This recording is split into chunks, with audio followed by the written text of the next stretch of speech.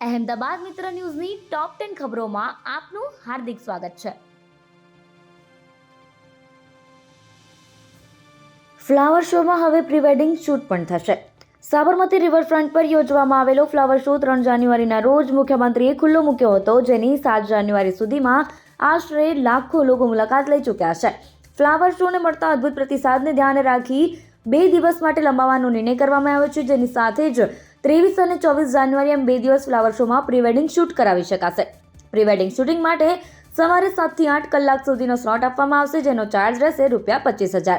વધુમાં વધુ 10 વ્યક્તિને પ્રવેશ આપવામાં આવશે. પ્રી વેડિંગ શૂટિંગ માટેનો ચાર્જ સવારે 7 થી 8 વાગ્યા સુધી 25,000 અને સાંજે 6 થી 12 સુધી 35,000 રહેશે. એક દિવસમાં વધુમાં વધુ 15 બુકિંગ લેવામાં આવશે.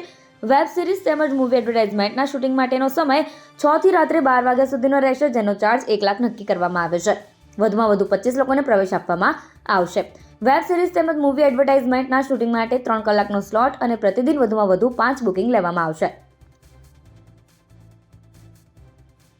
અમદાવાદની ઝેબર સ્કૂલમાં 8 વર્ષની વિદ્યાર્થીનીનું મોત.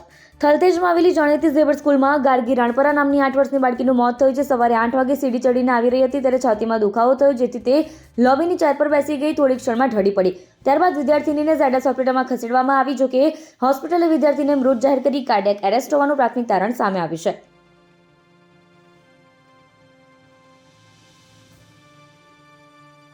કૃષ્ણનગર પોલીસ બળાત્કારના ગુનાના આરોપીને પકડી લાવી. સવારે બાથરૂમ લઈ જતા સમયે ભાગી ગયો હતો.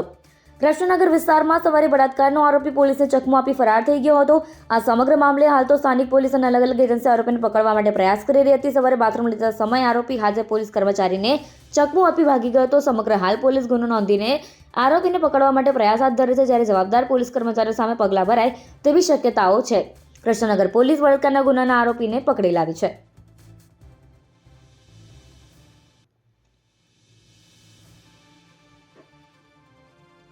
નવરંગપુરા મલ્ટીલેવલ પાર્કિંગમાં વાહન પાર્કિંગનો ચાર્જ. સામાન્ય રીતે સરકારી ઓફિસો જે બિલ્ડિંગમાં આવેલી હોય છે તે બિલ્ડિંગમાં પાર્કિંગની સુવિધા હોય છે. વાહન લઈને આવતા નાગરિકો તેમના વાહન પાર્ક કરવા માટે કોઈ ચાર્જ લેવામાં નથી આવતો, પરંતુ અમદાવાદમાં મ્યુનિસિપલ કોર્પોરેશનની લાગતી સેવાઓના કામ માટે આવનારા નાગરિકોએ પોતાના વાહન પાર્ક કરવા માટે ચાર્જ ચૂકવવો પડે છે.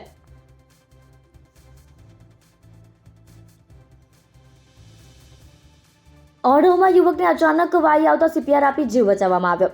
ઓઢવ વિસ્તારમાં આવેલા રીતે પેટ્રોલ પંપ પાસે આજે સવારે એક વ્યક્તિ પસાર થઈ રહ્યો હતો. આ દરમિયાન અચાનક તેને વાઈ આવી, જેથી રોડ પર તે ઢળી પડ્યો. રોડ ઉપર હાજર ટ્રાફિક પોલીસ કર્મચારીઓ દોડી આવ્યા.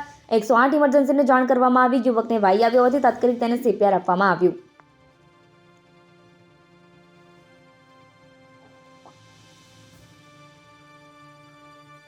કિન્નરો બનાવટી સ્ટોરી ઊભી કરી FIR કરવા પહોંચ્યા.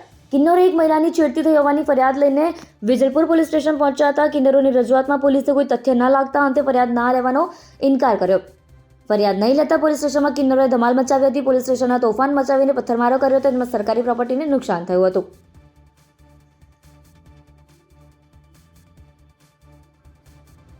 સહકારી બેંકના ઇન્ચાર્જ CEOએ થાપણદારોના 11 કરોડ સેરવી લીધા. લાલ દરવાજા બહુમાળી ભવનમાં આવેલી ગુજરાત રાજ્ય કર્મચારી કોઓપરેટિવ બેંકના ઇન્ચાર્જ CEO અને સુપરવાઇઝર વલ્લભ દેસાઈ થાપણદારોના 10.66 કરોડ સેરવી લીધા. બેંકના ચેરમેને 2019-2024નું ફોરેન્સિક ઓડિટ કરાવતા ખબર પડી કે RTGS અને ચેકની 172 એન્ટ્રીથી 29 ખાતામાં પૈસા ટ્રાન્સફર કરી ઉપાડી લીધા હતા.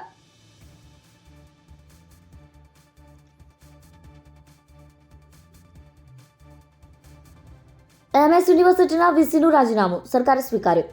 MS યુનિવર્સિટીના વાઇસ ચાન્સલરની નિમણૂકને પડકારતી જાહેર હિતની અરજી હાઈકોર્ટ સમક્ષ થઈ હતી. જે અરજીમાં વાઇસ ચાન્સલર વિજય શ્રીવાસ્તવની નિમણૂક ગેરકાયદેસર હોવાથી તેને રદ કરવાની દાદ માંગવામાં આવી હતી. જોકે VC વિજય શ્રીવાસ્તવે વિવાદ ટાળી દેવા માટે ફેબ્રુઆરીમાં ટર્મ પૂરી થયા પહેલા જ રાજીનામું આપી દીધું હતું. જે રાજીનામું સરકારે સ્વીકાર્યું છે અને ઇન્ચાર્જ VC નિમ્યા છે.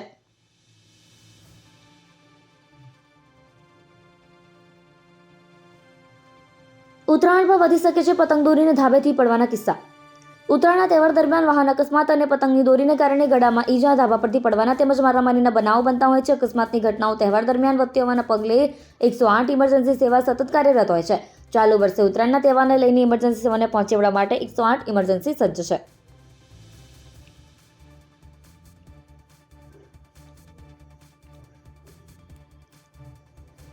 બાળકો સ્માર્ટફોન સોશિયલ મીડિયાનો ઉપયોગ નહીં કરી શકે. ગુજરાત સરકાર ટીચર પેરેન્ટ્સ બાળકો માટે ગાઈડલાઈન બનાવશે. તાજેતરમાં જ સુરતમાં માતા પિતાએ મોબાઈલના ઉપયોગ મામલે ટકોર કરતા 2 યુવતી આપઘાત કરી લીધો છે. એને લઈ બાળકો દ્વારા થતા આપઘાતને લઈ ગુજરાત સરકાર ચિંતિત થઈ અને સ્માર્ટફોન સોશિયલ મીડિયાના ઉપયોગ પર અંકુશ લાવવા તૈયારી કરી છે. ઓસ્ટ્રેલિયા પછી દેશમાં સૌપ્રથમવાર ગુજરાત સરકાર સોશિયલ મીડિયા અને સ્માર્ટફોનના યુઝ પર ગાઈડલાઈન લાવી રહી છે. અહેમદાબાદ મિત્ર ન્યૂઝની યુટ્યુબ ચેનલને સબસ્ક્રાઇબ કરો અને બેલ આઇકન જરૂરથી દબાવો, જેથી મહત્વના સમાચાર આપના સુધી જલ્દીથી પહોંચે.